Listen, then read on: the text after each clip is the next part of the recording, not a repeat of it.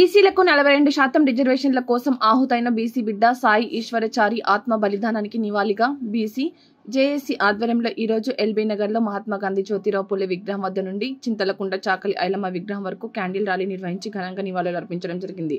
ఈ కార్యక్రమంలో social justice వ్యవస్థాపక అధ్యక్షులు చామకుర రాజు, దుస్స యాదగిరి, కేవి గౌడ్, విశ్వనాథుల పుష్పగిరి తదితరులు పాల్గొన్నారు। ముఖ్యమంత్రి తక్షణమే ఢిల్లీ మీద ఒత్తిడి తీసుకొచ్చి రిజర్వేషన్లను 6th షెడ్యూల్లో పార్లమెంట్లో పెట్టాలని చెప్పి డిమాండ్ చేస్తున్నాం।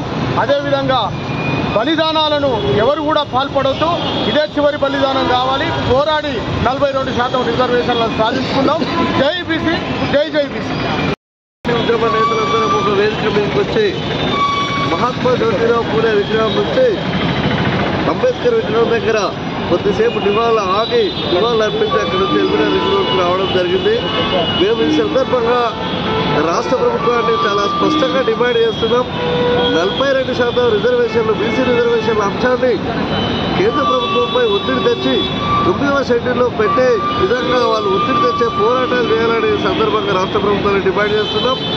అంతేకాకుండా యావత్ తెలంగాణ బీసీ యువకులకు, బీసీ సమాజానికి, యావత్ తెలంగాణ బీసీలకు మేము ఎల్బీ నగర్ గడ్డ నుంచి ఒకటి పిలిపిస్తున్నాం। ఈ ఆత్మ బలిదానాలు వద్దు, పోరాటాలు చేసి 42% రిజర్వేషన్లు సాధిస్తామని ఈ సందర్భంగా యావత్ తెలంగాణ బీసీ సమాజానికి మేము విజ్ఞప్తి చేస్తున్నాం। ఇదే ఆఖరి బలిదానం తెలంగాణ గడ్డ మీద కావాలని కూడా మేము కోరుకుంటున్నాం। జోహార్.